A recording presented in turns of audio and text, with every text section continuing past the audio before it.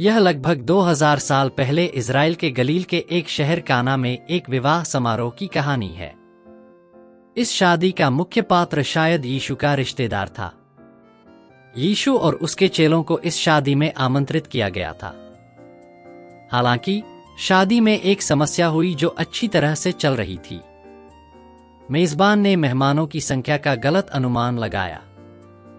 अरे नहीं, शादी की दावत के बीच में ही दाखरस खत्म हो गया। शादी की दावत के दौरान दाखरस खत्म होना कुछ ऐसा था जिसकी लोग कल्पना करने से नफरत करते थे।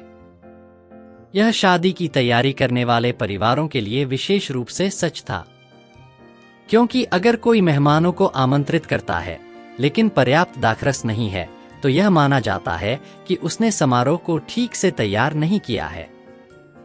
लोगों ने लंबे समय से इसकी शिकायत की होगी। शादी के महत्वपूर्ण क्षण के दौरान दाखरस आवश्यक थी। आखिरी दिन एक समारोह था जहां दूल्हे ने दुल्हन को एक गिलास दाखरस की पेशकश की। जब दुल्हन ने प्याला स्वीकार किया तो शादी आखिरकार पूरी हो गई।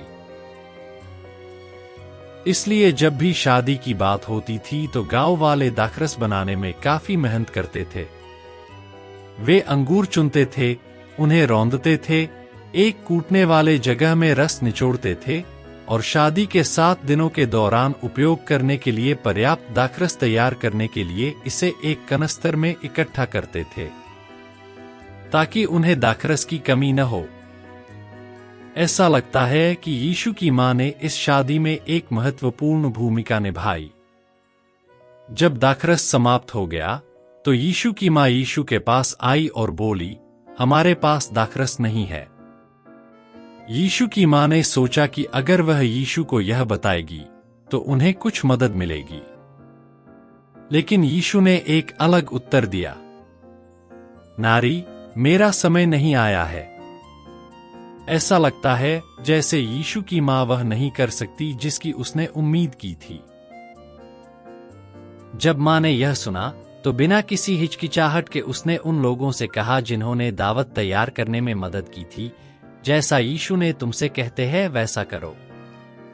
तब यीशु ने कहा, वहां बड़े मटकों को पानी से भर दो और उन्हें घर के मालिक के पास ले जाओ। लोगों ने वैसा ही किया जैसा यीशु ने कहा था। उन्होंने खाली मटकों में पानी भरा और उन्हें घर के मालिक के पास ले गए। फिर कुछ अद्भुत हुआ। मटकों का पानी दाखरस में बदल गया। जो लोग नहीं जानते थे कि यीशु ने क्या किया था, वे यह कहते हुए बहुत खुश हुए कि घर के मालिक ने उस समय तक कुछ अच्छी दाखरस बचाई थी। सभी ध्यान दे। जैसा कि यूहन्ना का सुसमाचार कहता है, यीशु के कार्य के लिए एक समय है। यूहन्ना का सुसमाचार जिस समय की बात करता है वह उस समय को इशारा करता है जब यीशु लोगों को बताता है कि वह कौन है। यीशु उस समय के बारे में सोच रहा था जब वह लोगों को बताएगा कि वह कौन है। लेकिन यीशु की मां ने सोचा कि यह शादी का दावत वह समय था जब यीशु प्रकट करेगा कि वह कौन था। यीशु का हमारे पास आना एक खुशी का समय था, शादी के भोज की तरह।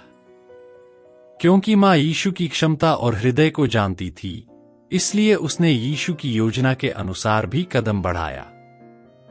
क्या यह हमारे लिए समान नहीं है? हम अपने प्रति यीशु के हृदय को भी जान सकते हैं और वह क्या करता है। तब हम यीशु के समय में कई बदलावों का भी अनुभव कर सकते हैं। यह दुनिया, हमारे दिल और कई अन्य चीजें जो अपरिवर्तनीय लगती हैं। मुझे आशा है कि हम इस सप्ताह को यीशु द्वारा लाए जाने वाले कई परिवर्तनों की आशा करते हुए बिता सकते हैं, जैसे पानी दाखरस में बदल गया।